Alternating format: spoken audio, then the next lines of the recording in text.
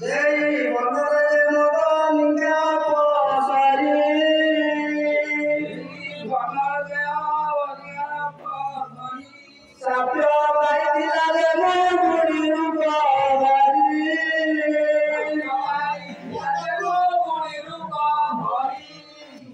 ସେହି ବନରେ ବଦନିକା ନାମରେ ଗୋଟେ ଅପସରୀ ସାପ ପାଇଥିଲା ଆଉ ରୁକୁଣି ଉପରେ ରହୁଥିଲା। sei ସରୋବରରେ ଜଳପାନ କଲା ସରୋବରରେ ଜଳପାନ କଲା ନିରସଙ୍ଗତରେ ଋଷି ବିଦ୍ୟାକୁ ଭାସିଲା ନିରସଙ୍ଗତରେ ଋଷି ବିଦ୍ୟାକୁ ଭାସିଲା ସେହି ସରୋବରରେ ସେ ରୁକୁଣି ଆସିକି ଜଳପାନ କରୁଥିଲା ଆଉ ଜଳ ସାଙ୍ଗରେ ଋଷିଙ୍କର ଯୋଉ ରେତ ଭାସି ଯାଉଥିଲା ତାକୁ ସେ ପାନ କଲା। ତତ ଜଣେ ରୁକୁଣି ଗର୍ଭବାସ ହେଲା ତତ ଜଣେ ରୁକୁଣି ଗର୍ଭବାସ ହେଲା 10 ମାସ ସମ୍ପୂର୍ଣ୍ଣ ପ୍ରେମରେ ପ୍ରଜାତ କଲା ସମ୍ପୂର୍ଣ୍ଣ ପୁତ୍ରଜାତ କଲା। ସେହି ଦିନ ଠାରୁ ସେ ରୁକୁଣି ଗର୍ଭବାସ ହେଲା। 10 ମାସ ପରେ ଗୋଟେ ପୁତ୍ର ସନ୍ତାନ ଟିକେ ଜନ୍ମ ହେଲା।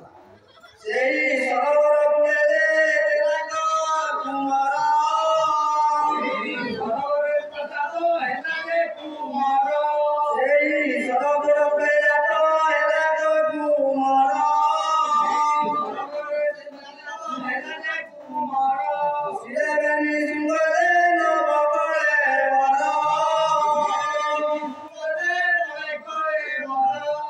ସେହି ସରୋବର କୂଳରେ ପୁତ୍ରଟି ଜନ୍ମ ହେଲା ଆଉ ସେ ପୁତ୍ର ଅତି ସୁନ୍ଦରମୟ ହେଇଥିଲା। ତାର 2ଟି ଶୃଙ୍ଗ ଥିଲା ମୁଣ୍ଡରେ 2ଟି ଶୃଙ୍ଗ ଥିଲା। ପୁତ୍ରଜାତ କରିବ ସରିଷର ଗଲା ପୁତ୍ରଜାତ କରିବ ସରିଷର ଗଲା ମାତାକୁ ନ ଦେଖିବ ପୁତ୍ର ବହୁତର ଦିଲା ଦେଖି ପୁତ୍ର ବହୁତର ଦିଲା ସେଇ ଜାଗାରେ ସେ ପୁତ୍ର ମାତାକୁ ନ ପାଇ ବହୁତ ଜୋରେ କ୍ରନ୍ଦନ କଲା। ବିବାନେକ ଆଶ୍ରମକୁ ସୁବିଲା ସବଦ ଆଶ୍ରମକୁ ସୁବିଲା ସବଦ ଶୁଣିଲ ମହାମୁନି ହୋଇଲେ କବଦ ଶୁଣିଲ ମହାମୁନି ହୋଇଲେ କବଦ ବିଭାଜକ ଋଷିଙ୍କ ମୁନିଙ୍କ ଆଶ୍ରମକୁ ସେ ଛୁଆର ଶବ୍ଦ ଶୁଭିଲା। ମୁନି ସେ ଛୋଟ ଛୁଆର ଶବ୍ଦ ଶୁଣି ନିସ୍ତବ୍ଧ ହେଇଗଲେ। କଣ ଏ ଶବ୍ଦ କୁଆଡେ ଆସୁଛି? ବହୁତ ବିସ୍ମୟରେ ହୋଇଲେ ତପଶାଳୀ ବହୁତ ବିସ୍ମୟରେ ହୋଇଲେ ତପଶାଳୀ କୌଶିକ ନଦୀ କୂଳେ ଯାଇଲେ ମିଳି କୌଶିକ ନଦୀ କୂଳେ ଯାଇଲେ ମିଳି ସେ ଶବ୍ଦ ଶୁଣି ମୁନି ଖୋଜି ଖୋଜି ସେଇ କୌଶିକ ନଦୀ କୂଳରେ ଆସିକି ପହଞ୍ଚିଲେ। ବାଳୁକକୁ ଦେଖି ମୁନି ବିସ୍ମୟ ହୋଇଲେ ଦେଖି ମୁନି ବିସ୍ମୟ ହୋଇଲେ ଏହି ତ ଅପୂର୍ବ କାମରେ ପ୍ରଭୁ আহিଲେ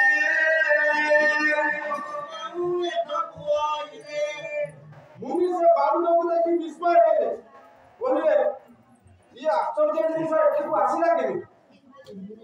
ହେମନ୍ତ ଭାରତରେ ସେଟା କିଲେ ସ୍ୱର୍ଗେ ସୁର ହେମନ୍ତ ଭାରତରେ କିଲେ ସୁର ସମାଜ ଅନେକ କୁମାର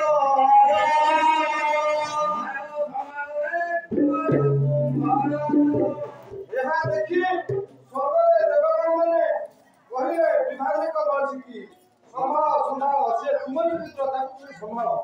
ବାସୁଦେବ ଉପୁଜିବେ ଆଜାଦ କଲେ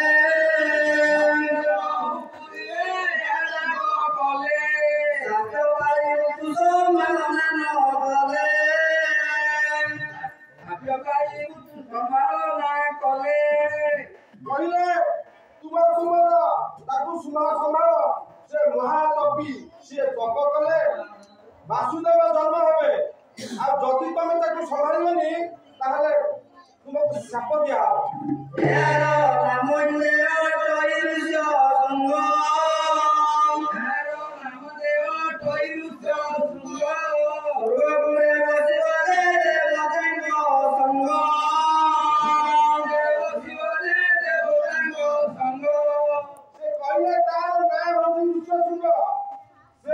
ସ୍ୱର୍ଗପୁରେ ଦେବତାଙ୍କ ସାଙ୍ଗରେ ସମାନ ହବ